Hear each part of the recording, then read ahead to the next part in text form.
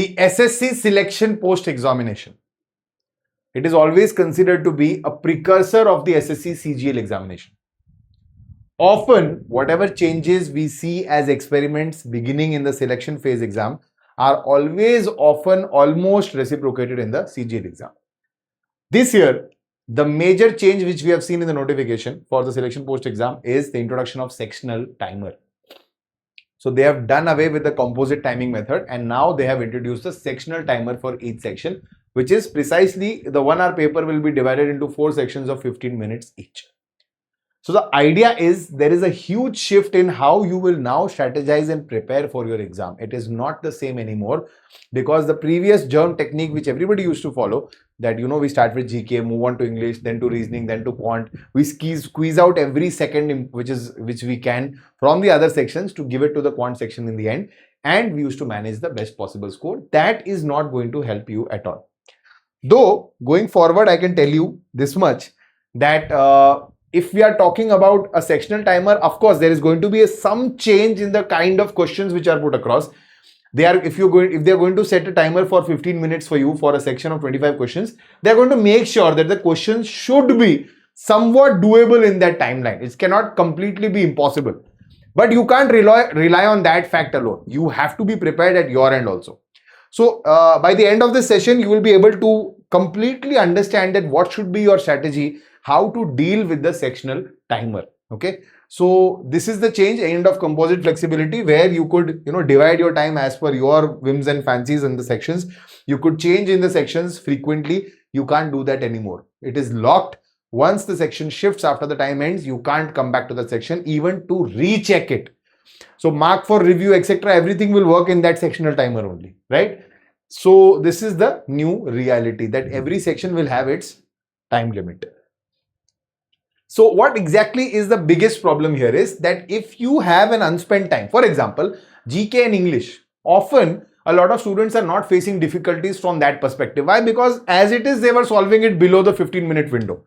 So even if the level of these topics is still the same, of these sections is still the same, that won't make a big difference because you will still be able to manage it before 15 minutes. But the idea of attempting these sections first and trying to save the time was actually to give the allocated extra time to the quant section. But now you can't do that. So if supposedly you solve the GK section in 10 minutes, you still have 5 minutes to go. So that time is wasted now. So now it's a compulsory understanding for you to use those 5 minutes to recheck the GK questions, to take some educated guesses if you can, to confirm and to check whether whatever answers you have given are accurate and correct or not. So you have a time to rectify your errors also. So come back, revisit your paper. Do not, and please never submit your papers early. So there might be an option which might open up, let's say after 10 minutes, that you can submit this section, but you'll have to wait till the next section starts. You can't do that. You should not do that. So ideally use that extra time to recheck it completely, because otherwise it's going to go as a waste. So this is the paradigm shift, the old pattern. So this image is trying to show you that your time, you could interchange it, like, take this time from here, use it here, wherever there is a scarcity, and manage it accordingly. Here it is strictly locked. So that is the main difference. 60 minutes flexible, here they are 60 minutes fixed, that is 15 minutes each section. Once 15 minutes are over, you will move to the next section. So this time you can't even change the sections. So what will happen is, if it is starting from a particular section, probably it will continue like that only, right? Seamless switching was allowed, 15 minutes per section, switching prohibited. And strategies, what was the strategy earlier? Like the germ technique, as I already told you about, that you used to save a lot of time from 3 sections actually. You used to squeeze that time and use it in the 4th section. But now you can't do that anymore. So your preparation has to be at a micro level now. You're not going to look at the overall paper. This time you're going to focus on each section individually. Your time management has to be separately practiced for each section. You can't afford to take risks at all, right? So now this is one of the primary problems. Earlier, this change nobody is going to realize initially. But what has used to happen is, sometimes it is very common in reasoning, in quant, no matter how hard you prepare that, okay, I will skip this question if I can't do it and all those things. Despite that, sometimes you do, get trapped in a question and you end up spending, let's say, 1.5 or 2 minutes also sometimes. But even if you do it once or let's say twice in an exam, you still had a chance to come back make a comeback, solve the other questions very quickly and make a go for it. But now, if you in a section, let's say the reasoning section, you end up spending 2.5 minutes by you get carried away sometimes and you end up doing that section is gone now. There is no chance of survival and revival in that case. Once you have spent that amount of time, just see 15 minutes out of 15, if you have dedicated 2.5 minutes to a single question, you're gone now. No matter how hard you try, you will not be able to overcome it. Why? Because 15 questions in 25 minutes. Sorry, that could have been a boon, 15 minutes, 25 questions. So technically, one question, you're getting 36 seconds. Now, if you end up taking, let's say, 40 seconds in a question, that means some question in the same section you will have to do in 32 seconds. Do you understand the math here? So that is the only way you will be able to solve all of them. And the second important thing is your skipping. So earlier you used to take skipping for granted. A lot of students never used to skip a lot of questions. They used to be like, okay, I will attempt this, I will attempt that. And they used to attempt a majority of them and still used to manage to clear the cutoffs in the tier 1 and used to go for tier 2. But now that is also not, that's also not going to work, because you have to be very strict with the skipping as well. Skipping is now for your life. If you don't skip, it will be detrimental. So this is precisely what I was talking to you about. 15 minutes for 25 questions guarantees failure if you attempt to fully solve every problem. So what is the idea, especially for the quant and reasoning section? Now in reasoning section, I always used to mention about the 30-second golden rule that, give a particular question, let's say of a number series or of an analogy or coding, decoding. Give these questions, the pattern recognition questions, 25 to 30 seconds. Observe. If you find a pattern, good, proceed. If you don't, skip it and move ahead. But now you can't afford to give them 30 seconds also. So reduce that, drop that down to 10 seconds, 1/3.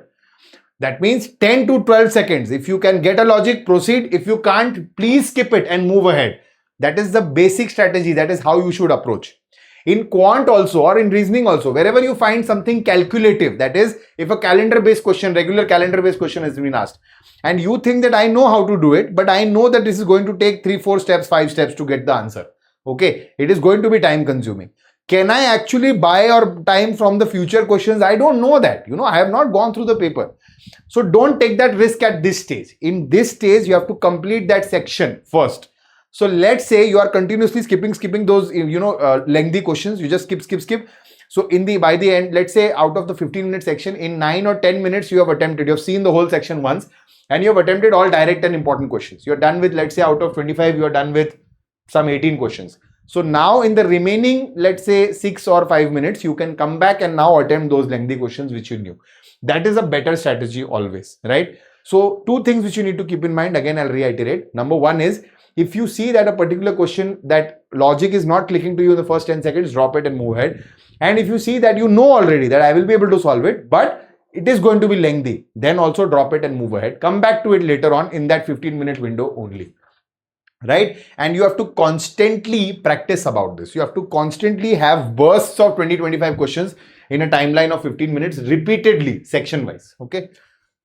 So now this is what this has been depicted. The similar thing has been depicted in the flowchart here. So you read the question, either maths or reasoning, mostly there only you will find it to be calculative. So 10-second rule you will apply. Okay. If the logic clicks immediately, you solve it. If no, then you mark and move ahead. Similarly, if it's a 3-step, greater than 3-step assessment, okay, if it is going to take more than 3 steps or so, if you think it is going to be lengthy or calculative, then you immediately go to the next one. So skip that question. If not, then you solve it. That's precisely what it is saying. So you have to install these checkpoints in your head. So while practicing only, you need to continuously build this. The timer needs to be reset in your head. For every section, you should know how does it feel when 10 minutes are remaining or 5 minutes are remaining. How does that timeline feel? So you should have that mental clock. You can't depend on the timer for every section now. Of course, that is one of the cases, but you should also have a circadian timer for that. Now, for English and GA, again, what you can do, as I've already told you, do not submit early at any case. Once that, let's say your paper is done in 10 minutes, everything is done. So those 5 minutes, reutilize them. Try to go through all your questions, try to go through doubtful questions, try to check for those questions where you might have made certain errors. There is a huge chance that out of the whatever questions you've attempted, you might correct 2 or 3, and that might save you from a huge catastrophe in the examination, right? Now, while preparing, what do I do? How do I prepare? So, of course, sectional mocks are going to help you out. So, we'll always start with that pure sectional test. You already have been giving them in the past also. Same thing only, timer managed sectional test. So, today I'm only attempting a reasoning question section test. Let's say I'm taking 15 minutes and 25 questions. Sometimes on platforms, we will also see that rather than giving you 15 minutes for 25 questions, they'll end up giving you 12 minutes for 25 questions. So, that is going to be an even stronger push. So you can do that, but that is not going to get you ready for the final grind. Why? Because sectional timer, what will happen is you will solve a sectional test of reasoning, then you're done. You will maybe solve another test and then you'll be done. Today you'll solve maths, tomorrow you'll solve reasoning, then you'll solve English. Okay, that is going to go on. So after that, you have to do the broken mock method. Now, how does this work is you pick up a normal mock, but it should not be timer enabled. So you can do it offline also. Pick up a normal mock and time yourself for 15 minutes. So solve let's say start from the quant section, solve the quant section in 15 minutes, as much as you can, right? Redo everything, then you take a break. Stop the timer, take a 1 minute break, and then reset to the next section. So start the next section, start the timer again, 15 minutes. Third section, timer again, 15 minutes. Fourth section, timer again, 15 minutes. Take 1 minute break in between initially. So what you are precisely doing right now is, initially, early, you always used to have a mixed approach throughout the paper. Of course, when you're sitting for the GK section, you're still continuing the GK section. When you're sitting for the quant section, you're still continuing the quant section. But your mind used to be flexible that, quant, then reasoning. So you're switching. But now your brain needs to completely have a shift from one section to another, from one subject to another, and there is no going back. So once you are in the quant section, now you can't think, okay, GK, I think I did that question wrong. I'll have to go back and check it. No. And if at all, by chance, it is a possibility that you are now attempting the quant section towards the end and now suddenly you remember, oh my God, I have marked that answer incorrect. There's no going back. It's done and dusted. So now that feeling is going to jeopardize the rest of your paper. So make sure you now are learning to reset that feeling. Your mind should be reset. So now you have to think that in 1 hour, you're attempting 4 different papers back to back. So reset your mind before every section. So give yourself that time at this stage and gradually reduce that time to 0. And error notebook 2.0. So earlier we used to always say, I used to consistently say, and a lot of other educators also maintain, that you should always have an error notebook, a notebook where you are mentioning consistently where you are going wrong and why you are going wrong. Now 2.0 means also need to mention after the mocks, you need to analyze, why am I taking a lot of time for this particular question? Today, after attempting this sectional mock, I understood that in this question, I ended up taking, let's say, 50 seconds, 60 seconds. Was this question worth it? No. So what was my problem? So you identify the problem and start working on that now. That is also a weakness. Just merely being able to solve it is not necessary. And continuously make it in a loop. Keep repeating this. So this is what is going to enable your habit. Okay, so this is what I've already told you about. This 1 minute complete mental disconnect will help you initially to bring it into habit, and then consistently you can bring it into your regular approach. Now, this is the error notebook 2.0. So supposedly your time has exceeded 36 seconds for a particular question. So now you are checking what is the root cause. You saw that there was question number 4 for algebra. There was a calculation error. Calculation drag means not an error. I solved the question correctly. So obviously you are still maintaining the errors that this was incorrect only. But even if you have solved it correctly and you see that it has taken much more than 36 seconds. So now you will check calculation drag. That means while calculation, I dragged the timer and it ended up costing me a lot of time. So what you need to do is, the fix is implement daily mental math and fractional table drills instantly. So you know this is the problem, start fixing it. This will be useful for your other questions also. Similarly, you see question 12, geometry, shortcut deficiency. I did not know the shortcut only for this particular question. Nobody taught it to me. I could not find it in any book. No problem. There are a lot of resources. Or you look at all types of questions which are falling under the same category. If you see a consistent pattern, build your own shortcut. That okay, if I remember, if I just, memorize this theorem, probably applying it in this way will give me my answer. Right? So do that for yourself. Identify the recurring pattern and memorize the theorem. Question number 18, let's say a series-based, a reasoning-based question. Ego trap. Okay, you got to know that this is incorrect now, or this ended up taking a lot of my time because of ego trap. I just got trapped in it and I just lost my track of time and I ended up solving it. I got the correct answer, but I ended up, consuming a lot of time. So that means you are failing to apply the 10-second rule which we just learned about. So now reset it in your head. The 10-second rule is a must. It's a compulsion for me to go ahead. Right? That is how you need to practice. So see, skipping is now a survival necessity. As I told you already, skipping is not optional now. You can't take it lightly. You can't take it for granted. You have to learn to skip efficiently. Some questions definitely will not be worth putting in your time and efforts into. So definitely skip those and move ahead. Your target is to complete the paper in the stipulated timeline. Only then will you be able to progress further. Otherwise, it's useless. Let's say you know the whole section, but you can't do it in 15 minutes. It's gone. It's as good as you don't know it, right? Now, why am I discussing all this with you? Of course, I'm here to help you out. But apart from that, I also want you to let you know that Oliveboard has also already enabled the sectional timers in their mocks. Where will you find them? Just look at this. This is the Oliveboard website. You select SSC from the drop down here. Okay. Okay, it's already SSC and something is coming up. Now you select tests from here. So select SSC CGL Tier 1.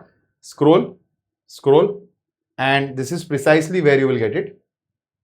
SSC CGL Tier 1 with sectional timings, attend box with sectional timing. Just click on this view and these sectional timed mocks will be open for you.